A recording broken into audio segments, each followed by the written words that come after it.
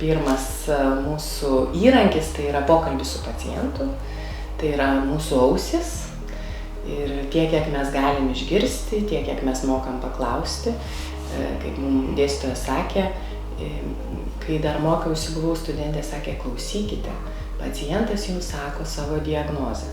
Tai iš tiesų tai yra pirmas žingsnis. Bet aišku, gastroenterologai yra laimingi, nes jie savo arsenale turi labai daug įvairių tyrimų, kuriais gali apžiūrėti beveik visus organus, kurie priklauso virškinamajam traktui. Tai pirmiausia, mažiau invazyvūs tyrimai, tai tokie yra kaip ultragarsas, stovi štai čia už manęs, tai yra nebaisus tyrimas, kaip aš sakau, pacientui neskauda, jisai guli ramiai ant nugaros. Mes su ultragarsiniu davikliu, kuris skleidžia ultragarso bangas, nepavojingas visiškai žmogui, galime apžiūrėti visus tūrinius organus, tokius kaip kepenys, kasa, blužnis. Retkarčiais galime pasižiūrėti ir tam tikrus ertminius organus. Tai tulžies pūslę visada galim pasižiūrėti, kadangi jinai nuolat yra pilna tulžies. Tai skysčio, sakykime, ar ne, bet taip pat galime matyti ir kitus, sakykime, tulžies latakus, kurių galime įvertinti jų išsiplėtimą, ypač jeigu jie yra išsiplėti, jeigu kažkokia yra patologija, ar ne. Jeigu turim gerą ultragarso aparatą, taip pat galime ir mažesnės struktūras, pavyzdžiui, žarnyno sieneles galime įvertinti. Tas yra labai svarbu tiems žmonėms, kurie serga uždegiminėmis žarnų ligomis ir tam, kad nereikėtų nuolat kartoti kolonoskopijų intervencinių tyrimų, galima retkarčiais pasinaudoti ultragarso galimybėm, ar ne? Kita dalis tyrimų,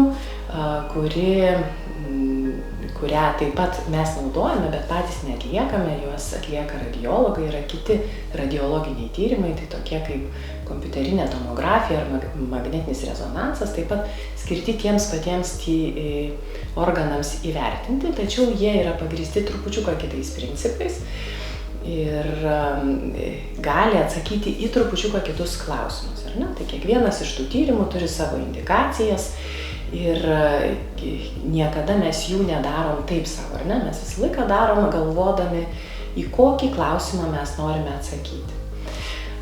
Antroji dalis tyrimų, tai yra jau gastroenterologų tyrimai, tai yra endoskopiniai tyrimai, kuomet mes su tam tikra technika, kaip žmonės mėgsta sakyti, žarnelėmis, tų žarnelių gale paprastai yra kamera, mes galime įeiti į stemplę, skrandį, 12-pirštę žarną, taip pat apžiūrėti storąjį žarnyną, ar ne, kolonoskopijos metu.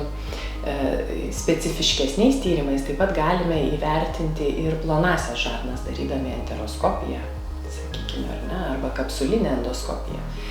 Tai šie tyrimai yra šiek tiek invaziški, juos kartais yra nemalonu patirti, todėl dažnai jie yra daromi su pamigdymu arba nuskausminimu, anestezija, šiokiu tokiu paslopinimu, kad pacientas jaustųsi komfortiškiau. Tačiau ir be nuskausminimo galima tos tyrimus padaryti. Jie gali mums atsakyti į klausimą, kaip atrodo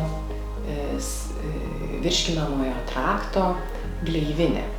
Tai jeigu kalbame apie viršutinę ezofagogastrododenoskopijos tyrimą, viršutinio aukšto endoskopinį tyrimą, tai mes apžiūrime visą stemplę, visą skrandį ir didžiąją dalį 12-pirštės žarnos. Tai yra, 12-pirštė žarna jau yra plonosios žarnos dalis, nedidelė, bet labai svarbi dalis, į kurią atsiveria tiek kasos, tiek tulžies latakai ir per juos mes specifiškais tyrimais, endoskopinio retrogradinės cholangiopankreatografijos tyrimų, galime netgi patekti į smulkius latakėlius tiek tulžies, tiek kasos. Kolonoskopijos tyrimas, apatinio virškinimo trakto aukšto tyrimas yra atliekamas per išeinamąją angą. Pacientas turi būtinai būti išsivalęs žarnyną, nes kitaip endoskopuotojas nieko nematys.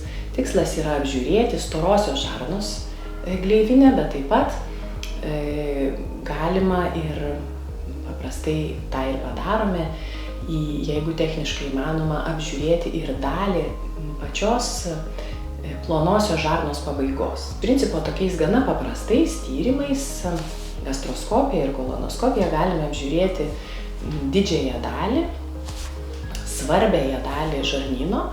Likęs plonasis žarnynas labai retai turi patologijos ir labai reta šios srities patologija, todėl tyrimai yra reti, bet įmanomi, jeigu tikrai matom, kad jų reikia.